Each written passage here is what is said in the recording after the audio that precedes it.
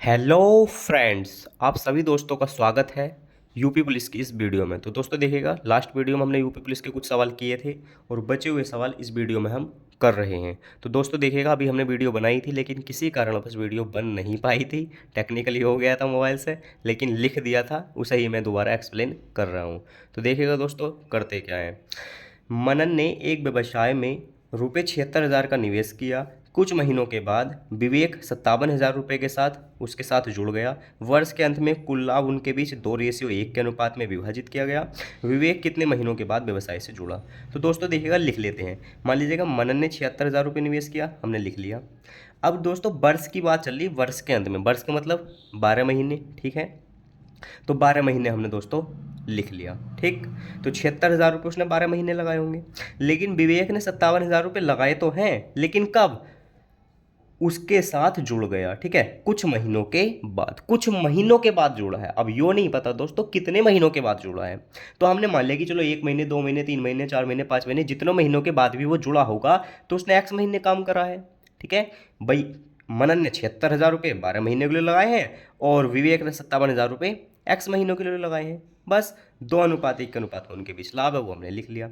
इसे सॉल्व करा, 0 से 3 खत्म, 19×3 = 57, 19 चौका 76, 3 बचा तो 3 चौक 12, यानी कि 4 चौक 16 बच गया दोस्तों। यहाँ क्या बचा? एक्स। अब देखिएगा 2 की वैल्यू पर 16 है, 4 चौक 16, ठीक है। अगर उसने 16 यूनिट लगाए हैं तो उसे 2 यूनिट का लाभ मिला है। समझ में बात आ रही है? तो 2 यूनिट का मतलब 16, यानी कि 2 × 8 = 16, 8 गुना। तो यहाँ का भी 8 गुना होना चाहिए। तो 1 यूनिट का 8 गुना दोस्तों क्या होगा? 8 होगा। यानी कि हमें यह पता चला है एक्स की वैल्यू यहाँ से 8 आ गई। यानी कि एक्स जो लगाए थे ना उसने एक्स टाइम के लिए, एक्स महीने के लिए, तो कितना पता चला? 8 महीने के लिए लगाए हैं, ठीक है। माना था ना कि 57,000 रुपये एक्स महीने के लिए लगाए, तो एक्स की वैल्यू कितनी? 8। यानी कि 57,000 रुपये 8 महीने के लिए लगाए हैं, तो 4 महीनों के बाद आया होगा ना भाई। 4 महीनों के बाद आया होगा तभी तो 8 महीनों के लिए लगाए हैं। तो बस 4 हमारा आंसर हो गया था। दूसरे सवाल में दोस्तों देखिएगा, अब एक चीज़ और बता दूं ऊपर वाले सवाल में। दोस्तों देखिएगा, अगर आप की प्रैक्टिस है, आप तेज हैं, तो ये 0 0 लिखने नहीं पड़ते। हमें पता है कि यहाँ 76,000 आएगा, यहाँ 57,000 आएगा, 3 0 माइंड में कटेंगे, 19×57, 19 × 76, ये सब माइंड में कट जाएगा अगर पता है तो पहले से कि करना क्या है, ठीक है। आगे बढ़ेंगे। मोहन ने 17वीं पारी में 97 रन बनाए और इस तरह उसका औसत 3 बढ़ गया, ठीक है दोस्तों। 17वीं पारी के बाद उसका औसत ज्ञात कीजिए। तो एक बात बताइए, 16 पारी में भी तो कुछ उसका औसत होगा या नहीं होगा? बताओ, 1 पारी, 2 पारी, 3 पारी, ऐसे करके 16 पारी उसने खेली, तो 16 पारी में उसका कुछ औसत होगा। तो हमने मान लिया कि 16 पारी का औसत उसका एक्स होगा। तो 16 की एक्स में गुणा हो गई, 16x हो गया, प्लस 17वीं पारी की में 97 रन बनाए, वो हमने लिख लिए। तो 16 पारी का योग ये है और 17वीं पारी का रन ये है, तो 16 1 17, 17 पारी का रन हो गई है और 17 पारी हमने यहाँ लिख लिया। औसत क्या था? 3 रन बढ़ गया, तो x+3। तो यू और यू आपस में बराबर ना हो गया? बताइए भाई, 16 पारी का योग यो है, क्योंकि 16 पारी का औसत x था, औसत में संख्या से गुणा होती तो योग बनता। तो 16 पारी का योग प्लस 97, तो 17 हो गए, बराबर क्या? 17 पारी प्लस औसत, 17 पारी गुणा औसत कितना? x+3, क्योंकि 3 औसत बढ़ गया था। तो बस सोल्व कर लेंगे। 17 की एक्स में 17x, 16x में घट जाएंगी 17 में से, तो कितनी बचेंगी? 1x। 17 × 51, 51 घट जाएंगे 97 में से, 46, यानी कि x की वैल्यू 46 आ गई। अब x क्या माना था? 16 पारी का औसत, तो 16 पारी का औसत कितना? 46। 3 रन बढ़ गया था 17 पारी में खेलने के बाद, तो कितना हो गया? 49। तो यही हमारे सवाल का आंसर हो गया।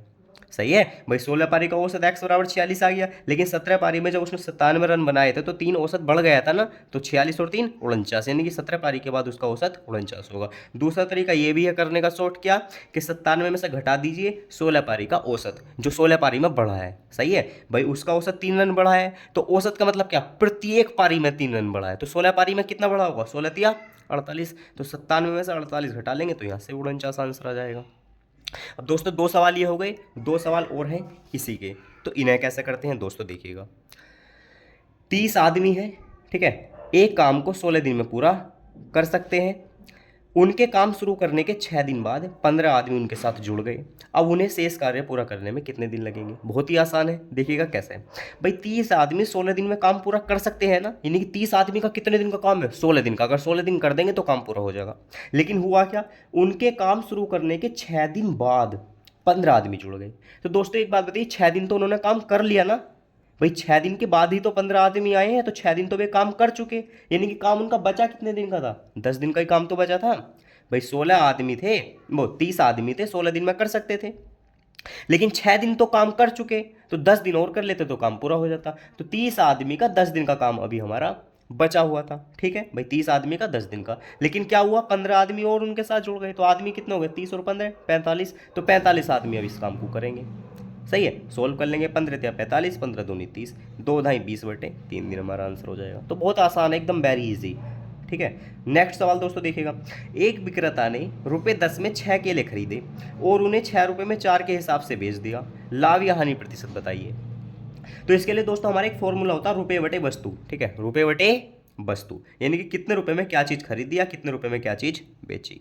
और इसमें हम एक कंसेप्ट और यूज करते हैं कि जितनी वस्तु कोई व्यक्ति लेता है उतनी ही वस्तु वो बेचता है। अब जैसे कैसे, 10 रुपए में 6 केले खरीदे, तो 10 रुपए में 6 केले खरीदे, ऊपर रुपए है नीचे वस्तु है, तो देख लो 10 रुपए में 6 वस्तु।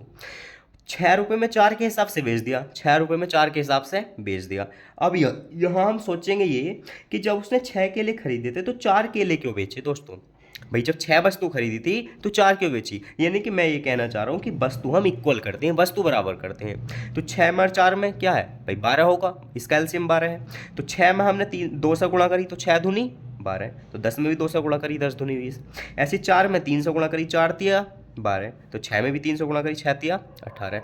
अब हिसाब हमारा सही हो गया कि 20 रुपए में 12 उसने खरीदे थे, 18 रुपए में 12 उसने बेच दिए। सिंपल है। तो बस अब इसे तो वस्तु को छोड़ भी सकते हैं। अब तो हमारा सवाल ये बन गया कि 20 रुपए में कोई सामान खरीदा और 18 रुपए में वो सामान बेच दिया, तो 20 का सामान 18 में, 2 रुपए का नुकसान हो गया, 2 की हानि किस पे, सीपी पे, 20 पे। भाई क्रय मूल्य तो 20 है, तो 2 रुपए की हानि 20 पे कितनी है, तो 10% आंसर आ गया भाई। 2 ढाई 20 और 10 कट जाएगा 10 बार। तो दोस्तों ये हमारे 4 सवाल थे जो हमने यूपी पुलिस कांस्टेबल के सोल्व किए हैं। ऐसे ही नेक्स्ट वीडियो लाएंगे, शॉर्ट वीडियो में सारे सवाल हम आपको करा देंगे। तो थैंक यू दोस्तों, बताना ना भूलें कि हमारे द्वारा ये प्रयास किया गया आपको कैसा लग रहा है। और अगर सवाल कराने का तरीका दोस्तों आपको अच्छा लगता है तो आप वीडियो को लाइक, सब्सक्राइब, शेयर कर सकते हैं। धन्यवाद दोस्तों।